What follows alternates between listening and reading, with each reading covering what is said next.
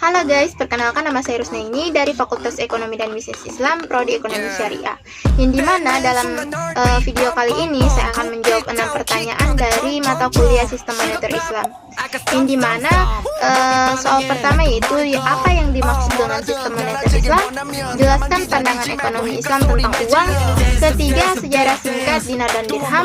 Keempat, apa yang dimaksud dengan ekonomi value of time dalam ekonomi Islam. Ketiga, mengapa bunga bank dikategorikan sebagai riba dalam ekonomi Islam. Dan terakhir atau yang keenam itu apa yang dimaksud teori bagi hasil dalam ekonomi Islam. Yang pertama, sistem moneter Islam, yang dimana sistem moneter Islam merupakan subsistem dari sistem ekonomi Islam yang tujuan yang tidak dicapai dalam moneter Islam, yang diantaranya untuk mewujudkan keadilan dan kemaslahatan. Kedua, pandangan ekonomi Islam tentang uang.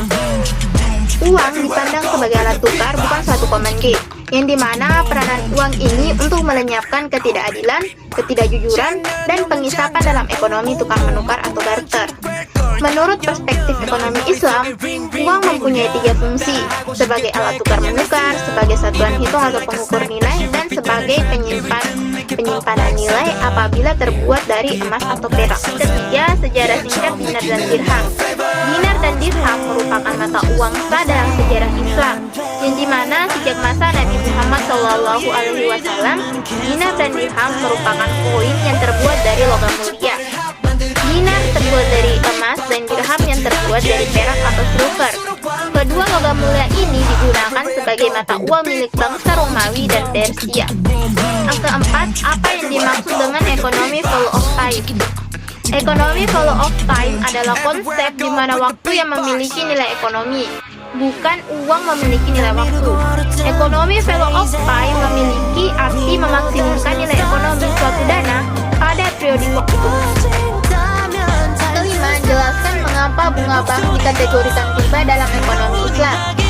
Dalam konteks syariah, merupakan riba termasuk dosa besar. Namun, pada hakikatnya masih banyak masyarakat yang bingung dengan praktek riba tersebut dalam kehidupan sehari-hari. Riba dapat diartikan tambahan atau meminta kelebihan dari nilai awal.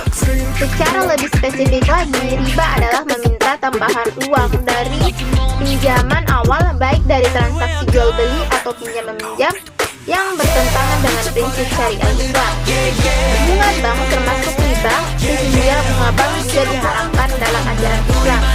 Riba bisa saja terjadi pada pinjaman yang bersifat konsumtif maupun produktif, yang pada hakikatnya riba dapat memberatkan peminjamnya. Keenam, apa yang dimaksud dengan bagi hasil dalam ekonomi syariah? Bagi hasil adalah suatu sistem yang meliputi tata cara pembagian hasil usaha antara penyedia dana dan pengelola dana. Mengutip dari Wadenford dalam keuangan syariah, sistem ini mengacu 2 sistem, yaitu musyarakah dan mudharabah. Musyarakah atau akad kerja sama antara 2 pihak atau lebih untuk suatu tertentu, di mana masing-masing pihak memberikan kontribusi dana dan kesepakatan bahwa keuntungan dan resiko akan ditanggung bersama sesuai dengan kesepakatan. Sedangkan mudharabah dapat diartikan seseorang pemberi modal niaga kepada orang lain agar modal itu diniagakan dengan perjanjian keuntungan dibagi antara 2 belah pihak sesuai perjanjian, sedangkan kerugian ditanggung pemilik modal.